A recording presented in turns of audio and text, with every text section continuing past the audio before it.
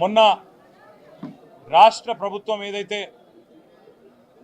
బలహీన వర్గాలను వంచిస్తూ వారి గొంతు కోస్తూ జనాభాలో బలహీన వర్గాల సంఖ్యను దాదాపు 5.5% తక్కువ చేసి చూపెట్టి మోసం చేయడమే కాకుండా ఇవాళ 42% రిజర్వేషన్ల పేరిట ఇచ్చిన వాగ్దానాన్ని తుంగలో దొక్కినందుకు పెద్దలు కేసీఆర్ గారి ఆదేశం మేరకు మొన్న రాష్ట్ర శాసనసభలో మా పార్టీ తరఫున బలంగా నిరసన చెప్పినాం.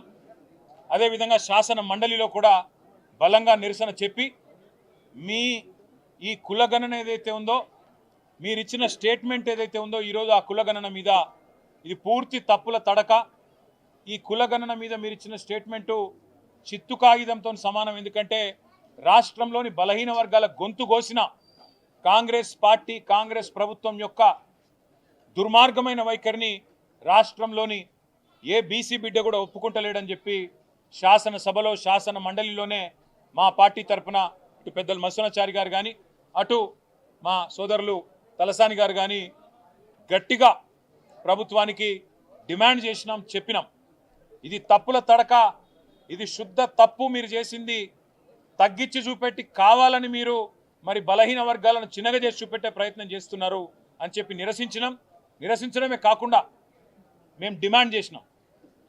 ఒక 15 రోజుల నెల రోజుల శాస్త్రీయంగా మళ్ళీ రీసర్వే చేయండి. ఖచ్చితంగా ఇవాళ రాష్ట్రంలోని బలహీన వర్గాల బిడ్డలు ఆందోళనలో ఉన్నారు.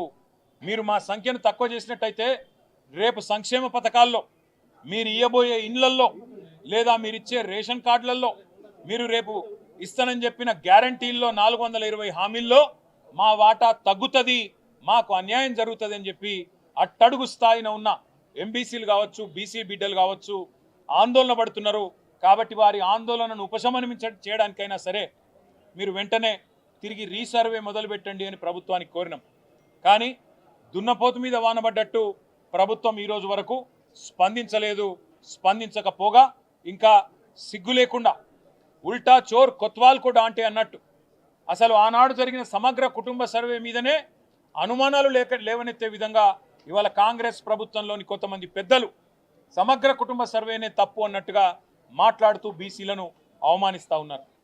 అది మాత్రమే కాకుండా కామారెడ్డిలో ఆనాడు పెద్దలు కర్ణాటక ముఖ్యమంత్రి సిద్ధరామయ్య గారిని ఆహ్వానించి ముఖ్య అతిథిగా రాష్ట్రంలోని బలహీన వర్గాల ఓట్ల కోసం బీసీ డిక్లరేషన్ పేరిట ఆనాడు కాంగ్రెస్ పార్టీ పెద్ద ఎత్తున వాగ్దానాలు గుప్పించింది. ఒకటి కాదు, రెండు కాదు, 42% రిజర్వేషన్లు ఖచ్చితంగా స్థానిక సంస్థల్లో అమలు చేస్తామని చెప్పింది కాంగ్రెస్ ప్రభుత్వం, కాంగ్రెస్ పార్టీ. అట్లాగే 42% రిజర్వేషన్లతో పాటు ఈ రాష్ట్రంలో రాబోయే 5 ఏళ్లలో 1,00,000 కోట్ల బడ్జెట్ పెడతాం బీసీలకు అని చెప్పింది Congress party. BC sub plan తీసుకొస్తాం అని చెప్పి సిద్ధరామయ్య గారు నోటెంబడ చెప్పింది కాంగ్రెస్ పార్టీ. అదేవిధంగా ప్రభుత్వ కాంట్రాక్టులలో ప్రభుత్వ ప్రొక్యూర్మెంట్లో 42% బీసీలకే ఇస్తామని చెప్పింది కాంగ్రెస్ పార్టీ.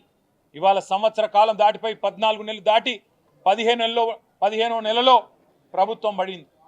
మరి 15 నెలల్లో కనీసం 15 పైసలు కూడా మీరు చెప్పిన బీసీ డిక్లరేషన్ కోసం కేటాయించిన పాపాన పోలేదు. 16 కార్పొరేషన్లు కొత్తగా బీసీ కులాల కోసం ఏర్పాటు చేసి ఒక్కొక్క కార్పొరేషన్కు 50 కోట్ల బడ్జెటు అని డైలాగులు కొట్టిండ్రు. కానీ 50 పైసలు కూడా ఈ పోయిన ఆర్థిక సంవత్సరంలో ఖర్చు పెట్టిన పరిస్థితి లేదు.